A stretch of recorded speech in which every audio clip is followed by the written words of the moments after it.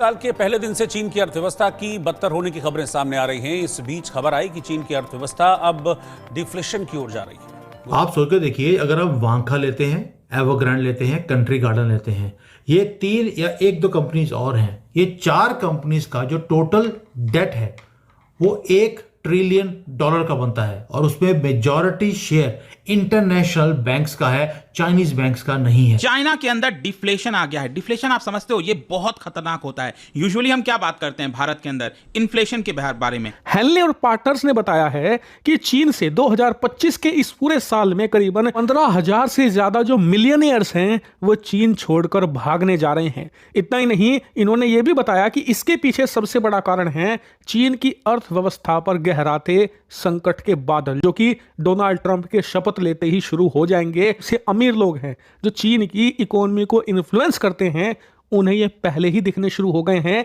इसीलिए वो अपना बोरिया बिस्तर बांधकर इस डूबते हुए जहाज को किसी चूहे की तरह छोड़कर भागने जा रहे हैं। यहाँ तक ऐसा हो गया है कि लोग शंघाई से निकल के बाहर जा रहे हैं। जो शंघाई की पॉपुलेशन थी 2.6 करोड़, अभी 2 करोड़ हो चुकी है। एक्सपर्ट्स निकल के जा रहे हैं। एक चाइना वाले जापान में घर ले रहे हैं। या आप देख सकते हो, Chinese economy falls into deflation as recovery stumbles. तो इसके बारे में गुरुवार को आए डेटा इस ओर इशारा कर रहे हैं। दरअसल दिसंबर में चीन का कंज्यूमर इन्फ्लेशन रिकॉर्ड निचले स्तर पर आ गया। चीन में कंज्यूमर से जुड़ी महंगाई 0.10% रही है। और चाइना का एक और एक डेटा आया था जिसमें हमने देखा कि उनके पास $1 ट्रिलियन का ट्रेड सरप्लस है। सर, वो ट्रेड सरप्लस आया कैसे? सब लोगों को मालूम है कि चाइना सब्सिडी दे रहा है, तो एक तरह से कमा कौन रहा है? ना तो चाइना के अंदर लोग कमा पा रहे हैं, ना तो चाइना खुद कमा पा रहा है। यूपी स्टेट की महाकुंभ मेले से 2 लाख करोड़ इनकम जनरेट होगी। नमस्कार दोस्तों, जय हिंद। पिछले 5 सालों में चीन के अंदर भूचाल आया हुआ है। एक के बाद एक चीन की रियल एस्टेट कंपनी ताश के पन्नों की तरह गिर रही है। पहले एवरग्रैंड, उसके बाद वाका, अब खबर आई है कि कंट्री गार्डन, जो चीन की तीसरी सबसे बड़ी रियल एस्टेट कंपनी है, अब वो भी डूबना शुरू कर दी है। इसी के साथ साथ चीनी बैंक्स भी कोलैप्स होना शुरू हो गए हैं। एक के बाद एक बड़े बड़े बैंक कोलैप्स हो रहे हैं। इन्हीं सब के चलते लोग सड़कों पर उतर आए हैं। लाखों की संख्या में स्टूडेंट प्रोटेस्ट कर रहे हैं, यहाँ तक कि वो पुलिस पर पत्थर भी बरसा रहे हैं। डोनाल्ड ट्रंप के प्रेसिडेंट इलेक्शन जीतने के बाद ही चीन से 15,000 से ज्यादा अरबपति चीन छोड़कर भाग चुके हैं। अभी तो ट्रंप को आने में 4 दिन बचे ही हैं और चीन की हालत अभी से पतली हो गई है। एक तरफ जहाँ चीन की कंपनियां कोलैप्स हो रही हैं भारी कर्ज के चलते, वही दूसरी तरफ डिमांड कम होने के कारण चीन में डिफ्लेशन शुरू हो गया है। लोगों ने खरीदना बंद कर दिया है। वहाँ चीन की इकोनॉमी के गिरने के चलते चीन में इन्वेस्टमेंट आना बंद हो गया है और वही इन्वेस्ट भारत में आ रहा है। हांगकांग की कोर्ट में लिक्विडेशन करने का फैसला आ गया, यानी कि उन्होंने ऑर्डर निकाल दिया है कि इसकी सारी एसेट्स को बेचकर जो हांगकांग में, चाइना में जितने भी बैंक्स हैं उसके पैसों को वापस किया जाए। ये नहीं बोला है, लेकिन मतलब वही है कि जो फर्स्ट, जिसको लियन बोलते हैं, फर्स्ट लियन तो चाइनीज बैंक्स का ही है, इंटरनेशनल वालों को तो सेकंड लियन है। कुछ बचेगा तो इंटरनेशनल को भी दे देंगे। क्या? यानी कि फाइनेंशियल सुनामी, जो मैं पिछले 8-9 महीने से बोल रहा हूं कि एक फाइनेंशियल सुनामी आने वाला है। वांखा जो है एक बहुत बड़ा एक और रियल एस्टेट की कंपनी है, वो भी 24-25% वो डेट उसका इंक्रीज हो गया है, वो वापस नहीं कर पा रहे। वो भी एक अगला बबल है। बबल चाइना में नहीं फूटेगा। मैं बार बार बोलता हूं, जो लोग बड़े बुद्धिजीवी बोलते हैं कि चाइना का तो बबल है रियल एस्टेट का, ये फूटने वाला है। ये फूटेगा दुनिया के बैंकिंग सिस्टम के ऊपर। हांगकांग की कोर्ट का ऑर्डर, कंपनी चाइनीज है, ऑर्डर हांगकांग की कोर्ट कर रही है। माजरा क्या है ये? सर, सिंपल सा बात है ना sir. You have to settle your trade obligation, your डेब्ट। आपके जितने भी देनदार हैं उनको पैसा तो देना ही पड़ेगा। आप कितनी दिन तक उनको बोल सकते हो कि आप चाइना के पैसे पहले दोगे? क्योंकि हांगकांग भी कनेक्टेड है इंटरनेशनल मार्केट से। फ्यूचर में भी तो चाइना को पैसा चाहिए ना। अगर आप ऐसे ही आप अगर बोलते रहोगे कि हम पैसा नहीं देंगे तो आपकी क्रेडिबिलिटी डाउन हो जाएगी। अब उन्होंने देख लिया कि आपने देखा है कि 3 साल पहले इन्होंने पहला जो बबल आया था, एवरग्रांड था, तो 2-3 साल पहले आया था। तो ये 3 साल बात कर रहे हैं। तो इसमें चाइना की लिक्विडिटी, चाइना की जो क्रेडिबिलिटी है वो कहीं ना कहीं खत्म होती जा रही है। लोग देखते जा रहे हैं कि चाइना में एक रिस्की इन्वेस्टमेंट, ठीक है। और आप ये भी देख लीजिए कि चाइना के अंदर जो रियल स्टेट है वो 30%, उसका 30% कॉन्ट्रीब्यूशन है जीडीपी में। ओके।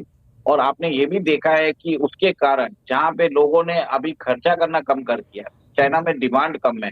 चाइना की एक प्रोविंस में लोग वहां पे जाके बोल रहे हैं कि हमें, अब बैंक्स में जाके बोल रहे हैं कि हमें पैसा दीजिए। ईनान प्रोविंस है शायद, तो 40 बिलियन यॉन कुछ उनका अटका हुआ है, 4 लाख लोगों का, वो दे ही नहीं रहे। चाइना के बैंकिंग सिस्टम में करंट आ गया था, एक वक्त को उनको टैंक्स रखने पड़े थे बैंक के बाहर, और चाइनीज पीएलए फोर्स आ गई थी। तो सर एक तरह से लोगों के बीच में प्रॉब्लम तो पड़ ही रहे। और चाइना का एक डेटा आया था जिसमें हमने देखा कि उनके पास $1 ट्रिलियन का ट्रेड सरप्लस है। सर वो ट्रेड सरप्लस आया कैसे? सब लोगों को मालूम है कि चाइना सब्सिडी दे रहा है, ठीक है। जो रुपए में माल बनाने वाला है उसको बोल रहा है 75 पैसे में बेचो, 25 पैसे मैं दे देता हूँ। तो एक तरह से कमा कौन रहा है? ना तो चाइना के अंदर लोग कमा पा रहे हैं, ना तो चाइना खुद कमा पा रहा है, और लोगों को डुबाएगा। तो आज जो $1 ट्रिलियन है, तो भले ही वो ट्रेड सरप्लस हो, पर अंदर तो डेफिसिट आ ही गया ना कहीं कोई ना कोई तो लॉस बेयर कर ही रहा है।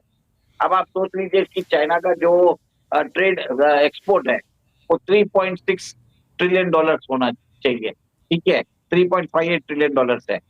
मान लीजिए 20% भी अगर वो सब्सिडी देता है पूरे एक्सपोर्ट पे, तो समझ लीजिए $700 बिलियन होता है। सर ये $700 बिलियन कहीं ना कहीं जाके लॉस, कहीं ना कहीं जाके तो अक्यूमुलेट हो ही रहा है। तो नेट फिगर में कुछ आनी जानी नहीं है। चाइना के अंदर कल मैं न्यूज पढ़ रहा था, मेरे को मालूम पड़ा कि 75 मिल्स जो स्टील बनाती है वो बंद हो गई है। 1 लाख लोग अनएम्प्लॉयड हो चुके हैं।